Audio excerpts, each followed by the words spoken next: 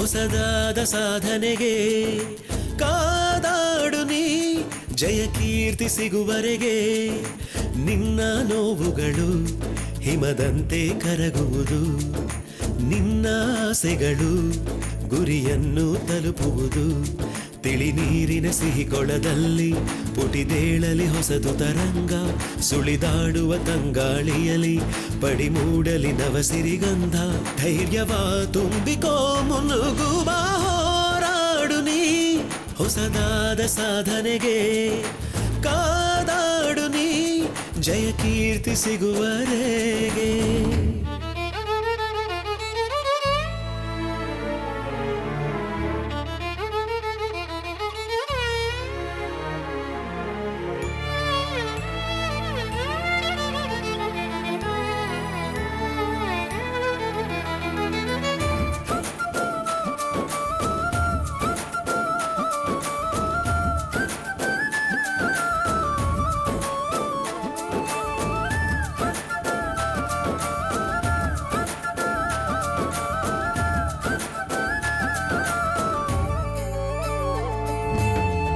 ಹೆಣ್ಣೊಬ್ಬಳು ತಾ ಕಲಿತರೆ ಬೆಳಕೊಂದು ಉಜ್ವಲ ಉರಿದಂತೆ, ಹೆಣ್ಣೊಬ್ಬಳ ಕಣ್ಣೀರದು ಮನೆಯನ್ನು ಪೂರ್ತಿ ಸುಡುವಂತೆ. ಹೆಣ್ಣೊಬ್ಬಳು ನಗುತ್ತಿದ್ದರೆ ಸಂಸಾರ ಹಾಲ್ಜನು ಹರಿದಂತೆ, ಹೆಣ್ಣೊಬ್ಬಳ ಅಳುಮೋರೆಯೇ ಸುತ್ತೆಲ್ಲ ಹಾಳು ಸುರಿದಂತೆ. ಹೆಣ್ಣೇರಿ ಶಕ್ತಿ ರೂಪ ಚಿಂತೆಯ ಬಿಟ್ಟು ಬಿಡು, ಪನ್ನೀರ ಸಿಂಚನಕ್ಕೊಮ್ಮೆ ಮುಖವ ಒಡ್ಡಿಕೊಡು. ಕರಿಗತ್ತಲ ಹಳೆ ಕೂಪವ ತೊರೆದು ಹೊಸದು ಬೆಳಕು ಬರಿಸು, ಹೋರಾಡು ನೀ ಹೊಸದಾದ ಸಾಧನೆಗೆ. ಓ ಕಾದಾಡು ನೀ, ಜಯ ಕೀರ್ತಿ ಸಿಗುವರೆಗೆ.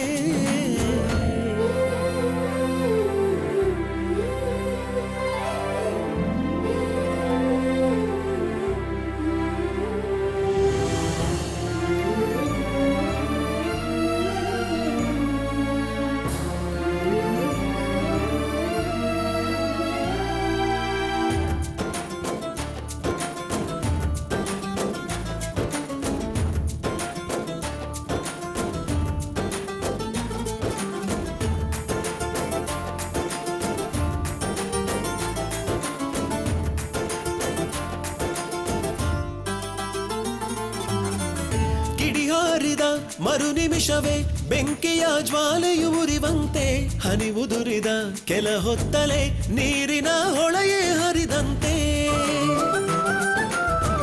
ಬಿಡಿಕಾಗದ ಸೇರ್ದಾಗಲೇ ಇಡಿಯಾದ ಪುಸ್ತಕವಾದಂತೆ, ಜೈನೊಡಗಳು ಸುತ್ತಾಡುತ್ತಾ ಮಧುವಿನ ಹುಟ್ಟನ್ನು ಕೊಡುವಂತೆ. ಹೋರಾಟದ ನದಿ ನೀರೆಲ್ಲ ಸಾಗರವಾದೀತು, ಜಡವಿದ್ದ ಕಣಕಣದಲ್ಲೂ ಜೀವ ತುಂಬಿತು. ನೆಲೆಜಾರದೆ ತಲೆಬಾಗದೆ ಪುಟಿದು ಸೆಡೆದು ಭುಜವ ಒಡ್ಡುತ್ತಾ ಹೋರಾಡು ನೀ ಹೊಸದಾದ ಸಾಧನೆಗೆ. ಓ ಕಾದಾಡು ನೀ, ಜಯ ಕೀರ್ತಿ ಸಿಗುವರೆಗೆ.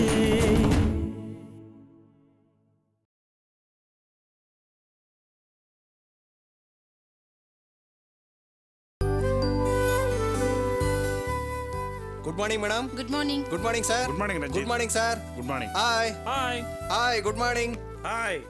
ಏನ್ ರಂಜಿತ್, ಎಂತ ಕೆಲಸ ಮಾಡ್ಬಿಟ್ಟೆ? ಓ, ಆ ಪೊಲೀಸ್ ಮಗಳು ಮದುವೆ ಮಾಡಿಸಿದ್ದು ನಿಮ್ಗೂ ಗೊತ್ತಾಗೋಯ್ತಾ? ಇಡೀ ಪೊಲೀಸ್ ಪಡೆನ ಬಂದು ನಿನ್ನ ಹುಡುಕ್ತಾ ಇತ್ತಪ್ಪ. ನಿನ್ನ ಇಡೀ ಬ್ಯಾಂಕ್ ಸಂತೆ ಆಗ್ಬಿಟ್ಟಿದ್ ಗೊತ್ತಾ? ಅವ್ರು ಇಲ್ಲಿವರೆಗೂ ಬಂದ್ರ ಅಂತನ ಏನ್ ಈಗ ಕೇಳ್ತಾ ಇದ್ಯಾ? ನಿಂಗೆ ಗೊತ್ತಿಲ್ವಾ ಅದು? ನೆನ್ನೆ ಬಂದು ಜೋರ್ ಮಾಡಿ ನಿಮ್ ಮನೆ ಅಡ್ರೆಸ್ ತಗೊಂಡೋದ್ರು. ಮ್ಯಾನೇಜರ್ ಏನೇನೋ ಹೇಳಿ ತಪ್ಸ್ಕೊಳಕ್ ನೋಡಿದ್ರು, ಆಗ್ಲಿಲ್ಲ.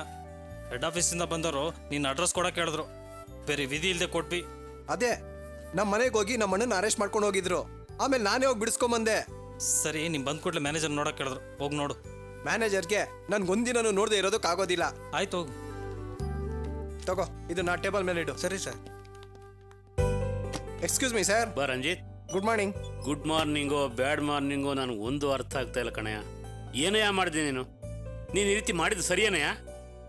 ಅಲ್ಲಯ್ಯ, ನೀನೊಬ್ಬ ಜವಾಬ್ದಾರಿಯಾದ ಕೆಲಸದಲ್ಲಿ ಇದ್ಕೊಂಡು ನೀನು ಈ ರೀತಿ ಎಲ್ಲ ಮಾಡೋ ಸರಿನಾ? ನಿನ್ನಿಂದ ಎಷ್ಟೊಂದು ಜನಕ್ಕೆ ತೊಂದರೆ ಗೊತ್ತಾ? ಅದು ಪೊಲೀಸ್ ಮಗಳು ಅಂತ ಗೊತ್ತಾಗ್ಲಿಲ್ಲ ಸರ್. ಗೊತ್ತಾಗಿದ್ದಿದ್ರೆ ಆ ಸಿಚುವೇಶನ್ ಬೇರೆ ರೀತಿ ಹ್ಯಾಂಡಲ್ ಮಾಡ್ತಾ ಇದ್ದೆ. ಆಗ ಯಾವ ಪ್ರಾಬ್ಲಮ್ಮು ಆಗ್ತಾ ಇರ್ಲಿಲ್ಲ. ಮದ್ವೆ ಮಾಡಿಸಿದ್ಮೇಲೆ ಸರ್ ಗೊತ್ತಾಗಿದ್ದು ಅವಳು ಪೊಲೀಸ್ ಮಗಳು ಅಂತ. ನಿನ್ನ ಎಕ್ಸ್ಪ್ಲೇಷನ್ನು ನಿನ್ನ ಕಾರಣ ನನಗೇನು ಬೇಕಾಗಿಲ್ಲಪ್ಪ. ನಿನ್ನೆ ಇಡೀ ದಿನ ನಮ್ಮ ಆಫೀಸು ಟೆನ್ಷನ್ ಅಲ್ಲಿತ್ತು. ಆ ಮೇಲಧಿಕಾರಿಗಳ ಮುಂದೆ ನಮ್ಮ ಬ್ರಾಂಚ್ ಆಫೀಸ್ನ ಮಾನ ಮರ್ಯಾದೆ ಘನತೆ ಗೌರವ ಎಲ್ಲ ಕೆಟ್ಟು ಕೆರ ಹಿಡಿದು ಹೋಯ್ತು. ಅಂತದ್ದೇನಾಯ್ತು ಸರ್? ನಾನೇನ್ ಮಾಡ್ದೆ? ನಿನ್ನನ್ನ ಎನ್ಕ್ವೈರಿ ಮಾಡಬೇಕು ಅಂತ ಮೇಲಧಿಕಾರಿಗಳು ಇಲ್ಲಿಗೆ ಬಂದಿದ್ರು. ಕೊನೆಗೂ ನೀನು ಅವ್ರ ಮುಂದೆ ಹಾಜರಾಗಲೇ ಇಲ್ಲ. ನಿನ್ನನ್ನು ಹುಡ್ಕೊಂಡು ಪೊಲೀಸ್ನವರು ಆಫೀಸ್ಗೆ ಎಂಟರ್ ಆದ್ರು. ಅವ್ರನ್ನ ನೋಡಿ ಅಧಿಕಾರಿಗಳು ಟೆನ್ಷನ್ ಆಗ್ಬಿಟ್ರು. ಅಲ್ಲಯ್ಯ, ನೀನ್ ಕೆಲಸ ಮಾಡೋ ಜಾಗಕ್ಕೆಲ್ಲ ಪೊಲೀಸ್ನವ್ರು ಬರ್ತಾರೆ ಇಟ್ಕೊಳ್ಳೋದ? ಹ್ಯಾಗ್ ನಡ್ಕೋಬೇಕು ಅಂತ ನಿನ್ಗೆ ಗೊತ್ತಿಲ್ವೇನಯ್ಯ? ಸರ್, ಅವ್ರು ಇಲ್ಲಿ ಬರ್ತಾರೆ ಅಂತ ನಾನು ಅನ್ಕೊಂಡೇ ಇರ್ಲಿಲ್ಲ. ನೋಡು ರಂಜಿತ್, ಬೆಳಿಗ್ಗೆಯಿಂದ ನಾನು ನಿನಗೆ ಟ್ರೈ ಮಾಡ್ತಾನೆ ಇದ್ದೀನಿ. ಆಗ ಬರ್ತೀನಿ, ಈಗ ಬರ್ತೀನಿ, ಸ್ವಲ್ಪ ಹೊತ್ತಾದ್ಮೇಲೆ ಬರ್ತೀನಿ ಅಂತ ಹೇಳ್ತಾ ಇದ್ದೀಯ ಹೊರತು ನೀನು ಬರಲೇ ಇಲ್ಲ. ನಾನು ಎಷ್ಟು ಅಂತಯ್ಯ ನಿಭಾಯಿಸೋದು? ಅವರು ಹೋದ ಮೇಲೂ ನಾನು ನಿನಗೆ ಟ್ರೈ ಮಾಡಿದೆ, ಆದರೂ ನೀನು ಕೊನೆಗೂ ಫೋನ್ ಎತ್ತಲೇ ಇಲ್ಲ. ನಾನೇನು ಮಾಡೋಕ್ಕಾಗಲ್ಲಪ್ಪ. ತಗೋ. ಏನ್ ಸರ್ ಇದು? ನನ್ಗೆ ಇನ್ಕ್ರಿಮೆಂಟ್ ಆಗುತ್ತೆ ಅಂತ ಹೇಳಿದ್ರಲ್ಲ, ಬಂತಾ? ಇನ್ಕ್ರಿಮೆಂಟಾ? ಅದನ್ನ ಓದ್ ನೋಡು, ಗೊತ್ತಾಗುತ್ತೆ.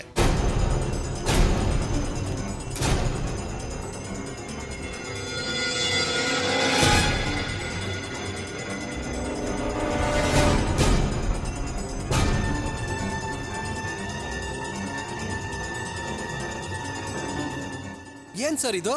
ನನ್ಗೆ ಯಾಕೆ ಸರ್ ಮೆಮೊ ಕೊಟ್ಟಿದ್ದಾರೆ? ನೀನು ಮಾಡಿರೋ ಘನಂದಾರಿ ಕೆಲಸಕ್ಕೆ ಮೆಮೊ ಕೊಡದೆ ಇನ್ನೇನು ರಿವಾರ್ಡ ಕೊಡ್ತಾರೆ? ಅಲ್ಲಯ್ಯ, ನಾನು ಅವ್ರಿಗೆ ಹೇಳಿದೆ ಸಾಲಗಾರರ ಹತ್ರ ಹೋಗಿ ಸಾಲ ವಸೂಲಿ ಮಾಡಕ್ ಹೋಗಿದ್ದಾನೆ ಅಂತ ಮ್ಯಾನೇಜ್ ಮಾಡಿದೆ. ಆದ್ರೆ ನೀನೊಂದು ಕಳ್ಳ ಮದುವೆ ಮಾಡಿಸಿದ್ಯಾ ಅಂತ ಅವ್ರಿಗೆ ಗೊತ್ತಾಗಿ ಆಫೀಸರ್ಸು ಟೆನ್ಷನ್ ಆಗ್ಬಿಟ್ರು. ಅವ್ರು ಹೋಗುವಾಗ ಮೆಮೊ ಬರೆದು ಕೊಟ್ಬಿಟ್ಟು ಹೋಗಿದ್ದಾರೆ. 3 ದಿನದೊಳಗಾಗಿ ನೀನು ಇದಕ್ಕೆ ಉತ್ತರ ಕೊಡಬೇಕು. ನೋಡಪ್ಪ, ಅದ್ಯಾವ್ದೋ ಹಾಳು ಊರ್ ಕೆಲಸನೆಲ್ಲ ಬಿಟ್ಟು ನಿನ್ನ ಕೆಲಸ ಉಳಿಸ್ಕೊಳ್ಳೋದಕ್ಕೆ ಪ್ರಯತ್ನ ಮಾಡು. ಇದ್ರಲ್ಲಿ ನಂದೇನು ತಪ್ಪಿಲ್ಲ ಸರ್. ಇನ್ಸ್ಪೆಕ್ಟರ್ ಮಗಳು ಅಂತ ಗೊತ್ತಿಲ್ಲದೆ ಮದುವೆ ಮಾಡಿಸ್ದೆ. ಅದು ನನ್ನ ಸ್ವಂತ ವಿಷಯ ಸರ್. ಅದಕ್ಕೆ ಯಾಕೆ ಸರ್ ಈ ಥರ ಮೆಮೊ ಕೊಡಬೇಕು? ನಾನೇನು ಇವ್ರ ಮಗಳಿಗೆ ಮದುವೆ ಮಾಡಿಸ್ದೆ ಸರ್? ಆ ರಾಜಶೇಖರೇ ನನಗೇನು ಮಾಡೋಕ್ಕಾಗಲಿಲ್ಲ. ಅದೆಲ್ಲ ನಾನು ಪರ್ಸನಲ್ ಆಗಿ ಮಾಡಿದ್ದೀನಿ ಸರ್. ನನ್ನ ಡ್ಯೂಟಿಲಿ ನಾನು ಯಾವ ತಪ್ಪು ಮಾಡಿಲ್ಲ. ಹಾಗೆ ಹೇಳ್ಬಿಡಪ್ಪ ರಂಜಿತ್, ನಿನ್ನ ಮೇಲೆ ತುಂಬಾ ಆರೋಪ ಇದೆ. ನೀನ್ ಆಫೀಸಿಗೆ ಬಂದು ಅಟೆಂಡೆನ್ಸ್ ರಿಜಿಸ್ಟರ್ಲು ಸೈನ್ ಮಾಡಿಲ್ಲ, ರಜಾ ಅಂತಾನೂ ಹೇಳಲಿಲ್ಲ. ಸಾಮಾನ್ಯವಾಗಿ ಹೋಟೆಲ್ ಕೆಲಸ ಮಾಡೋ ಹುಡುಗರು ಕೂಡ ಅವ್ರಿಗೇನಾದ್ರೂ ರಜಾ ಬೇಕಾದ್ರೆ ಅಡ್ವಾನ್ಸ್ ಆಗಿ ಒಂದ್ ದಿವಸ ಹೇಳ್ತಾರೆ, ಸ್ವಾಮಿ ನನಗೆ ರಜಾ ಬೇಕು ಅಂತ. ಅಷ್ಟು ನಿನಗೆ ಜವಾಬ್ದಾರಿ ಇಲ್ಲ. ಅಲ್ಲಪ್ಪ, ನೀನ್ ತುಂಬಾ ಅಲಕ್ಷ್ಯ. ಎಷ್ಟೋ ದಿನ ಅಲಕ್ಷ್ಯ ಮಾಡಿದ್ಯಾ, ಆದ್ರೂ ನಾನು ನಿನ್ನ ಕಾಪಾಡ್ಕೊಂಡೇ ಬಂದಿದ್ದೀನಿ. ಅಲ್ಲಯ್ಯ, ಹೆಡ್ ಆಫೀಸಿಂದ ಮೇಲಧಿಕಾರಿಗಳು ಬಂದು ನಿನ್ನನ್ನು ಎನ್ಕ್ವೈರಿ ಮಾಡ್ತಾರೆ ಅಂತ ಗೊತ್ತಿದ್ರು ನೀನ್ ಆಫೀಸಿಗೆ ಬರ್ಲಿಲ್ವಲ್ಲ? ಇದಕ್ಕೇನ್ ಹೇಳ್ಬೇಕು? ಯಾರಿಗೋ ಮದುವೆ ಮಾಡ್ಸಕ್ ಹೋಗಿದ್ಯಾ, ನಾಳೆ ನಿನ್ನ ಕೆಲಸ ಹೋದ್ರೆ ಅವರೆಲ್ಲ ಬಂದು ನಿನ್ನ ಕಾಪಾಡ್ತಾರಾ? ಅದಕ್ಕೆ ನೀವು ಇದ್ದೀರಲ್ಲ ಸರ್. ನೀವು ಇರುವಾಗ ನಾನು ಯಾಕೆ ಸರ್ ತಲೆ ಕೆಡಿಸ್ಕೋಬೇಕು? ಅದಕ್ಕೆ ಅಪ್ಪ ನಿನ್ ಜೊತೆಲಿ ನನಗೂ ಕೊಟ್ಟಿದ್ದಾರೆ. ಏನು ಹೇಳ್ತಾ ಇದ್ದೀರಾ ಸರ್? ರಂಜಿತ್, ನನಗೆ ಚಾಮರಾಜನಗರ ಬ್ರಾಂಚ್ಗೆ ಟ್ರಾನ್ಸ್ಫರ್ ಆಗಿದೆ. 10 ದಿನದೊಳಗೆ ಈ ಬ್ರಾಂಚಿಂದ ರಿಲೀವ್ ಆಗಿ ಅಲ್ಲಿ ನಾನು ಡ್ಯೂಟಿಗೆ ರಿಪೋರ್ಟ್ ಮಾಡ್ಕೋಬೇಕು. ನಿನಗೆ ಮೆಮೊ ಕೊಟ್ಟಿರೋ ಕೈಯಲ್ಲೇ ನನಗೂ ಟ್ರಾನ್ಸ್ಫರ್ ಆರ್ಡರ್ ಕೊಟ್ಟಿದ್ದಾರಪ್ಪ. ಏನು ಹೇಳ್ತಾ ಇದ್ದೀರಾ ಸರ್? ನೀವು ಹೇಳ್ತಾ ಇರೋದು ನಿಜನಾ? ನಿನಗೆ ನಂಬಿಕೆ ಇಲ್ಲ ಅಂದ್ರೆ ಇದನ್ನ ಓದಿ ನೋಡಪ್ಪ.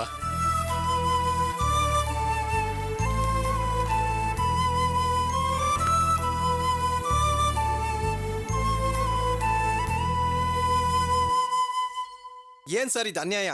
ನಿಮ್ ಮಕ್ಳು ಇಲ್ಲಿ ಓದ್ತಾ ಇದ್ದಾರೆ, ನೀವ್ಯಾಕೆ ಸರ್ ಅಷ್ಟು ದೂರ ಹೋಗ್ಬೇಕು? ಹೋಗ್ಲೇಬೇಕಪ್ಪ, ವಿಧಿ ಇಲ್ಲ. ನಾನು ಹೋಗಲ್ಲ ಅನ್ನಿ ಸರ್. ಹೋಗಲ್ಲ ಅಂತ ಹೇಳಿದ್ರೆ ಇಮಿಡಿಯೇಟ್ ಆಗಿ ಲೆಕ್ಕ ಚುಕ್ತಾ ಮಾಡಿ ಕತ್ಗೊಂದು ಹೂನಾರ ಹಾಕಿ ಡೈರೆಕ್ಟ್ ಆಗಿ ಮನೆಗೆ ಕಳಿಸ್ತಾರಪ್ಪ. ಇದಕ್ಕೆಲ್ಲ ನಾವು ಒಪ್ಪಲ್ಲ ಸರ್. ನಿಮ್ಮನ್ನ ಈ ಬ್ರಾಂಚ್ ಆಫೀಸಿಂದ ಕಳಿಸ್ಕೊಡಲ್ಲ. ನಾವು ಸ್ಟಾಫ್ ಅವರೆಲ್ಲ ಸೇರಿ ಸೈನ್ ಮಾಡಿ ಹೆಡ್ ಆಫೀಸಿಗೆ ಕಳಿಸ್ತೀವಿ ಸರ್. ನಾನ್ ಸುಮ್ನೆ ಬಿಡಲ್ಲ ಸರ್. ನೀನ್ ಸೈನ್ ಮಾಡ್ಕೊಡ್ತೀಯಪ್ಪ, ಆದ್ರೆ ಎಲ್ರು ನಿಂತರ ಸೈನ್ ಮಾಡ್ಕೊಡಲ್ಲ. ಎಲ್ರು ಅವ್ರವ್ರ ಕೆಲಸನ ಭದ್ರ ಮಾಡ್ಕೊಳಕ್ ನೋಡ್ತಾರೆ. ನೀನ್ ಸ್ವಲ್ಪ ಪ್ರಾಕ್ಟಿಕಲ್ ಆಗಿ ಯೋಚನೆ ಮಾಡು. ನಿನ್ ಕೆಲಸನ ನೀನ್ ಭದ್ರ ಮಾಡ್ಕೊಳಕ್ ನೋಡು. ಇನ್ನೊಬ್ರ ಬಗ್ಗೆ ಯಾಕೆ ತಲೆ ಕೆಡ್ಸ್ಕೊತೀಯಾ? ಸರ್, ಅದೇಗ್ ಸರ್ ಅಷ್ಟೊಂದು ಸ್ವಾರ್ಥಿ ತರ ಬದುಕಕ್ಕಾಗತ್ತೆ? ನಿಮ್ ಜೊತೆಗೆ ಇದ್ದು ನಿಮ್ ಜೊತೆಗೆ ಮಸಾಲ ವಡೆ ತಿಂದು ಒಂದೇ ಕುಟುಂಬದ ತರ ಇದ್ದಿದ್ದೆಲ್ಲ ಸುಳ್ಳ ಸರ್? ಹೌದಪ್ಪ, ಜೊತೆಲಿರೋರ್ಗು ಎಲ್ರು ಓಡಾಡ್ತೀವಿ, ಕುಡಿತೀವಿ, ತಿಂತೀವಿ, ಎಲ್ಲ ಕೆಲಸನೂ ಮಾಡ್ತೀವಿ. ಹೋಗುವಂತ ಸಮಯ ಬಂದಾಗ ಹೋಗ್ಬೇಕು. ಹೊಸ ಮ್ಯಾನೇಜರ್ ಬಂದಾಗ ಅವ್ರ ಜೊತೆ ಹೊಂದ್ಕೊಂಡು ಹೋಗ್ಬೇಕು. ಇದೇನಪ್ಪ ಜೀವನ? ಸರ್, ನನ್ನಿಂದ ಅದೆಲ್ಲ ಸಹಿಸ್ಕೊಳಕ್ ಆಗೋದಿಲ್ಲ ಸರ್. ನಾನು ಯಾರಿಗಾರು ಹಚ್ಕೊಂಡ್ರೆ ತುಂಬಾ ಹಚ್ಕೊಂಡ್ಬಿಡ್ತೀನಿ ಸರ್. ನೋಡು ರಂಜಿತ್, ಕೆಲವು ಸಾರಿ ಗಂಡ ಹೆಂಡ್ತಿನೇ ಬೇರೆ ಬೇರೆ ಆಗಂತ ಸಂದರ್ಭಗಳು ಬಂದ್ಬಿಡ್ತವೆ. ಅದನ್ನೆಲ್ಲ ನಾವು ಧೈರ್ಯವಾಗಿ ಫೇಸ್ ಮಾಡಬೇಕು. ನಾನು ನಿನ್ಗೆ ಹೇಳೋದು ಇಷ್ಟೇಪ್ಪ, ನಿನ್ನ ಕೆಲಸನ ಉಳಿಸ್ಕೊಳ್ಳೋದ್ರ ಬಗ್ಗೆ ನೀನು ಗಮನ ಕೊಡು. ಹಾಳಾದ್ದು ಆ ಹೆಡ್ ಆಫೀಸ್ನವರ ವಕ್ರ ದೃಷ್ಟಿ ನಮ್ಮಿಬ್ಬರ ಮೇಲೆ ಬಿದ್ದುಬಿಟ್ಟಿದೆ. ಅದು ಅಲ್ಲದೆ ಎಲ್ಲಾ ಕಡೆ ಸ್ವಲ್ಪ ಸ್ಟಾಫ್ ಕಡಿಮೆ ಮಾಡಬೇಕು ಅಂತ ಹೇಳ್ತಿದ್ದಾರೆ. ಆದ್ರಿಂದ ನಾನು ನಿನಗೆ ಸಿನ್ಸಿಯರ್ ಆಗಿ ಅಡ್ವೈಸ್ ಮಾಡ್ತಾ ಇದ್ದೀನಿ. ನಾನಿರೋ 10 ದಿನದಲ್ಲಿ ಸ್ವಲ್ಪ ಸಾಲ ವಸೂಲಿ ಮಾಡೋದ್ರ ಕಡೆ ಗಮನ ಕೊಡು. ಸ್ವಲ್ಪ ಮಟ್ಟಿಗಾದ್ರೂ ಸಾಲ ವಸೂಲಿ ಆದ್ರೆ ನಿನ್ನ ಕೆಲಸ ಭದ್ರವಾಗಿರ್ತದೆ ಕಣಯ್ಯ. ಸರ್, ನನಗೆ ಕೆಲಸದ ಬಗ್ಗೆ ಚಿಂತೆ ಇಲ್ಲ ಸರ್. ನೀವು ನನ್ನ ಬಿಟ್ಟು ಹೋಗ್ತೀರಾ ಅಂತ ನನ್ನ ಮನ್ಸಿಗೆ ತುಂಬ ನೋವಾಗ್ತಾ ಇದೆ ಸರ್. ಇಲ್ಲಪ್ಪ, ನೀನು ನಿನ್ನ ಕೆಲಸದ ಬಗ್ಗೆನೇ ಯೋಚನೆ ಮಾಡಬೇಕು. ನಂದು ಬಿಡಪ್ಪ, ರಿಟೈರ್ಮೆಂಟ್ ಸ್ಟೇಜು. ನಾನು ಸರ್ವಿಸ್ ಪೂರ್ತಿ ಮಾಡಬೇಕು ಅನ್ನೋ ಒಂದೇ ಒಂದು ಕಾರಣಕ್ಕೆ ನಾನು ಆ ಬ್ರಾಂಚ್ಗೆ ಹೋಗಿ ರಿಪೋರ್ಟ್ ಮಾಡ್ಕೊಳ್ತಾ ಇದ್ದೀನಿ. ನೀನು ಹಾಗಲ್ಲಪ್ಪ, ನಿನ್ನ ಮೇಲೆ ಹೆಚ್ಚಿನ ಜವಾಬ್ದಾರಿಗಳಿವೆ. ನಿನ್ನ ತಂಗಿ ಮದುವೆ ಮಾಡಿಸ್ಬೇಕು, ನೀನು ಮದುವೆ ಆಗಬೇಕು, ನಿನ್ನ ಮಕ್ಕಳನ್ನ ಒಳ್ಳೆ ಕಡೆ ಓದಿಸ್ಬೇಕು. ಇಷ್ಟೆಲ್ಲ ಜವಾಬ್ದಾರಿಗಳು ನಿನ್ನ ಮೇಲಿವೆ. ಆದ್ರಿಂದ ನೀನು ಇನ್ನೊಬ್ಬರ ಬಗ್ಗೆ ತಲೆ ಕೆಡಿಸ್ಕೋಬೇಡ. ನಿನ್ನ ಜೀವನದ ಬಗ್ಗೆ ಯೋಚನೆ ಮಾಡು.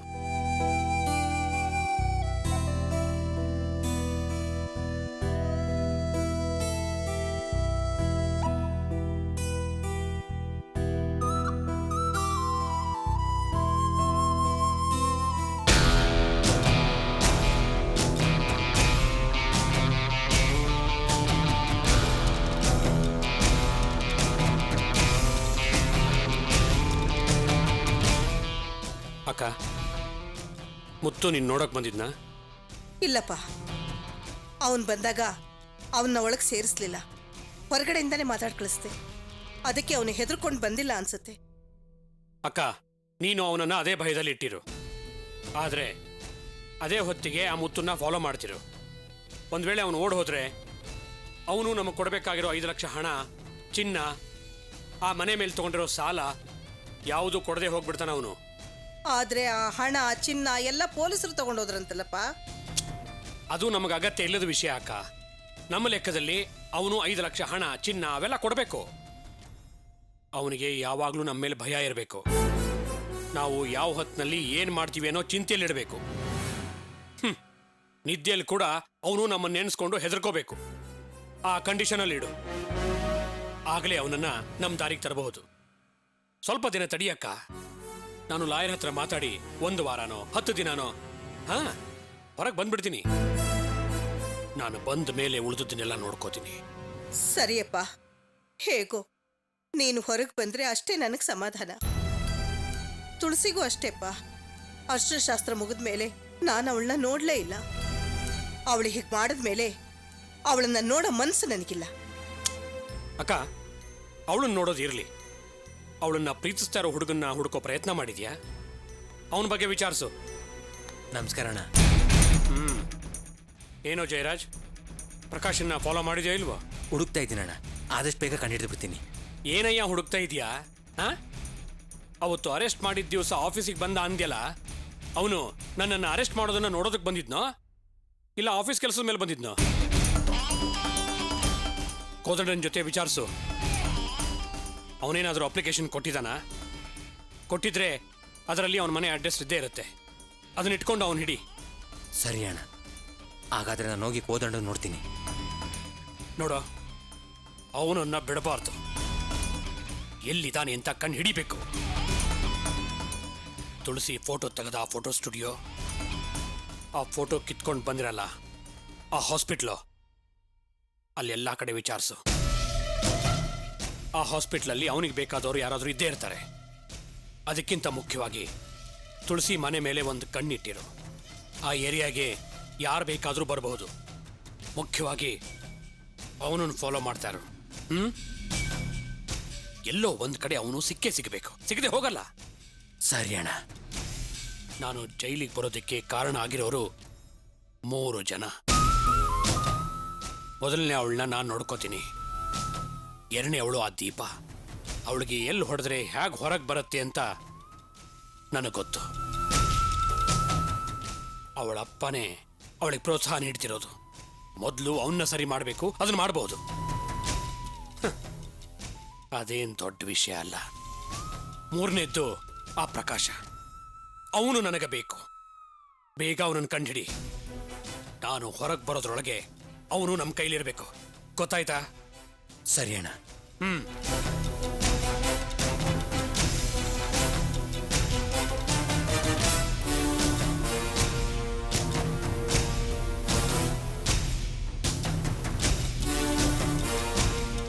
ಮ್ಯಾಚ್ ಮಾತ್ರ ಸೂಪರ್ ಆಗಿತ್ತು ಕಣ. ಇನ್ನೊಂದು ಸ್ವಲ್ಪ ಆಡಿದ್ರೆ ಸೂಪರ್ ಆಗಿ ವಿನ್ ಆಗ್ಬೋದಾಯ್ತು. ಸ್ಟ್ಯಾಂಡಿಂಗ್ ಕೊಟ್ಟಿದ್ರೆ ಚೆನ್ನಾಗಿ ಆಡ್ತಿದ್ರು ಕಣ. ಹ್ಞೂ ಕಣ, ಆ ಲಾಸ್ಟಲ್ಲಿ ಕ್ಯಾಚ್ ಹಿಡ್ದೆ ನೋಡು, ಸಕ್ಕತ್ತಾಗಿತ್ತು ಕಣ. ಹೌದೌದು. ಏನಪ್ಪ ಸತೀಶ, ಹೇಗಿದೆಯಾ? ಚೆನ್ನಾಗಿದ್ದೀನಿ ಅಂಕಲ್.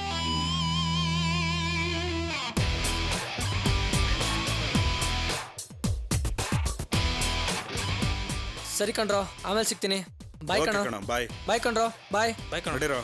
ಪದ್ಮ ಪದ್ಮ, ಬಂದಿರಿ. ಸೊಪ್ಪೆಲ್ಲ ತಂದಿದ್ದೀರಾ? ಹಾ ಇಲ್ಲ ಇದೆ. ಅಪ್ಪ ಏನಪ್ಪ? ಅಪ್ಪ, ಇಂಜಿನಿಯರಿಂಗ್ ಕಾಲೇಜ್ ಸೇರೋದಕ್ಕೆ ದಿನ ಹತ್ರ ಬಂತಪ್ಪ. ಸತೀಶ್ ಕೂಡ ಕೌನ್ಸಿಲಿಂಗ್ ಅಪ್ಲೈ ಮಾಡಾಯ್ತಪ್ಪ. ನನ್ನ ಫ್ರೆಂಡ್ಸ್ ಎಲ್ಲರೂ ಅಪ್ಲೈ ಮಾಡಾಯ್ತಪ್ಪ. ನಾನು ಯಾವಾಗಪ್ಪ ಅಪ್ಲೈ ಮಾಡೋದು? ನನ್ನನ್ನು ಏನು ಮಾಡು ಅಂತೀಯಪ್ಪ ನೀನು? ನಿನ್ನನ್ನ ಇಂಜಿನಿಯರಿಂಗ್ ಓದಿಸ್ಬೇಕು ಅನ್ನೋ ಕನ್ಸು ನಾನು ಕಾಣ್ತಾ ಇದ್ದೀನಿ. ಆದ್ರೆ ಏನ್ ಮಾಡ್ಲಿ, ಹಣನೇ ಇಲ್ವಲ್ಲ. ಆ ಮದನ್ ಗೋಪಾಲ್ ಕೊಟ್ಟ ಹಣನು ಪೊಲೀಸ್ನವ್ರು ತಗೊಂಡೋದ್ರು. ಏನಪ್ಪ, ಅವತ್ತೇ ನಂಗೆ ಆ ಹಣನ ಕೊಡು ಅಂತ ಹೇಳ್ದೆ. ನಿನ್ ಮದುವೆ ಮುಗಿಲಿ ಆಮೇಲೆ ಕೊಡ್ತೀನಿ ಅಂತ ಹೇಳ್ದೆ. ಅವತ್ತೇ ಕೊಟ್ಟಿದ್ದಿದ್ರೆ ಪೊಲೀಸ್ನವ್ರು ಸುಮ್ಮನೆ ಇರ್ತಾ ಇದ್ರ? ನನ್ನನ್ನು ಅರೆಸ್ಟ್ ಮಾಡ್ಕೊಂಡು ಕರ್ಕೊಂಡು ಹೋಗೋರು. ಒಂದ್ ರೀತಿ ಆ ಹಣ ನಮ್ಮನೇಲೆ ಇದ್ದಿದ್ದು ಒಳ್ಳೇದಾಯ್ತು. ಸರಿಯಪ್ಪ, ಹಣ ಇಲ್ಲ, ಈಗ ನಾನು ಓದೋದಕ್ಕೆ ಏನ್ ದಾರಿ? ಅದನ್ನೇ ನಾನು ಯೋಚನೆ ಮಾಡ್ತಾ ಇದ್ದೀನಿ ಕಣೋ. ಅಪ್ಪ ಏನೋ ಮನೆ ಪತ್ರನಾದ್ರೂ ನಮ್ಮ ಹತ್ರ ಇದ್ದಿದ್ದಿದ್ರೆ ಅದನ್ನ ಬೇರೆ ಕಡೆ ಎಲ್ಲಾದ್ರೂ ಅಡಮಾನ ಇಟ್ಬಿಟ್ಟು ನಿನ್ನನ್ನು ಓದಿಸ್ಬೋದಾಗಿತ್ತು. ಈಗ ಅದು ಇಲ್ಲ.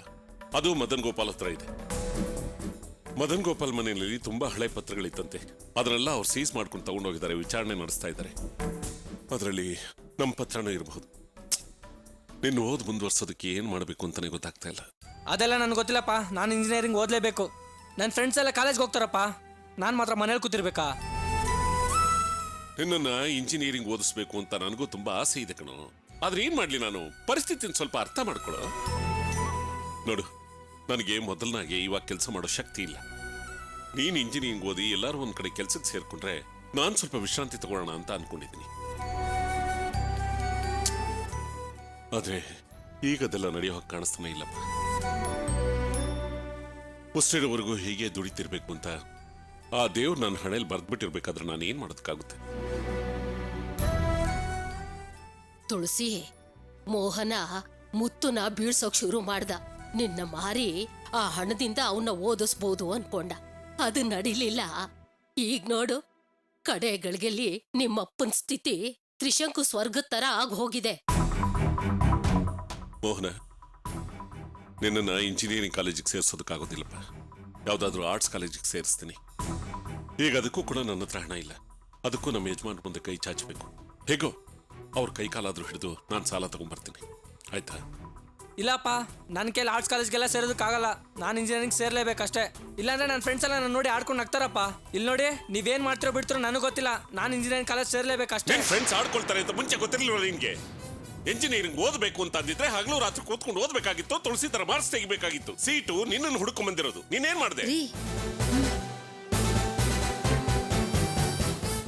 ಏನ್ರಿ ಮಾತಾಡ್ತಿದ್ದೀರಾ ನೀವು? ಇವನ್ನ ಕಾಲೇಜಿಗೆ ಸೇರಿಸ್ತೀನಿ ಅಂತ ನೀವು ತಾನೇ ಹೇಳಿದ್ದು. ಈಗ ಆಗಲ್ಲ ಅಂದ್ರೆ ಇವನ್ ಸುಮ್ಮನೆ ಇರ್ತಾನಾ?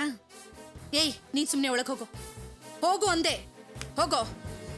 ರೀ, ಬನ್ರಿ ಬನ್ರಿ ಇಲ್ಲಿ.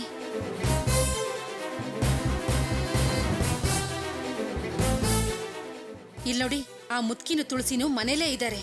ಅಲ್ಲ, ನೀವು ವಿದ್ಯೆ ಹುಡ್ಕೊಂಬರ್ತಿತ್ತು ಅದು ಇದು ಅಂತ ಮಾತಾಡಿದ್ರೆ ಅವ್ರು ಅದನ್ನ ಕೇಳಿಸ್ಕೊಂಡ್ರೆ ಏನಾಗ್ತಿತ್ತು ಅಂತ ಗೊತ್ತಾ ನಿಮ್ಗೆ? ಏನೂ ಆಗೋದಿಲ್ಲ. ನೀನ್ ಅದ್ರ ಬಗ್ಗೆ ಯೋಚನೆ ಮಾಡ್ಬೇಡ. ತುಳಸಿ ನನ್ನ ಮಾತು ಮೀರಿ ಏನು ಮಾಡೋದಿಲ್ಲ, ಅರ್ಥ ಆಯ್ತಾ? ಕಣ್ಣೀರ್ ಸುರಿಸಿದ್ರೆ ಕಲ್ಲು ಕರಗುತ್ತೆ ಅಂತ ಸುಮ್ನೆ ಹೇಳ್ತಾರಾ? ಇಷ್ಟು ದಿನ ಮಾತಾಡದೇ ಇದ್ದ ತುಳಸಿ ಅವತ್ತೇನ್ ಮಾತಾಡೋದು ನೆನ್ಪು ಮಾಡ್ಕೊಳ್ಳಿ. ಅವತ್ತು ನಿಮ್ಮಮ್ಮ ರೂಮಲ್ಲಿ ಕೂತ್ಕೊಂಡು ತುಳಸಿನ ಚೂ ಬಿಟ್ಲು. ಇವತ್ತು ದೀಪ ತುಳಸಿನ ಚೂ ಬಿಟ್ಟಿದ್ದಾಳೆ. ಇಲ್ಲೋಡಿ, ಅವಳಿಗೆ ಓದೋದಕ್ಕೆ ಯಾರ ಹತ್ರನಾದ್ರೂ ಸಾಲ ಕೇಳಿದ್ರೆ ಅವಳಿಗೆ ಖಂಡಿತ ಖಂಡಿತ ಸಾಲ ಸಿಗುತ್ತೆ. ಅವಳು ಇಂಜಿನಿಯರಿಂಗ್ ಸೇರಿದ್ರೆ ಮೋಹನನ್ ಮನ್ಸು ತುಂಬಾ ನೊಂದ್ಕೊಳ್ಳುತ್ತೆ ರೀ.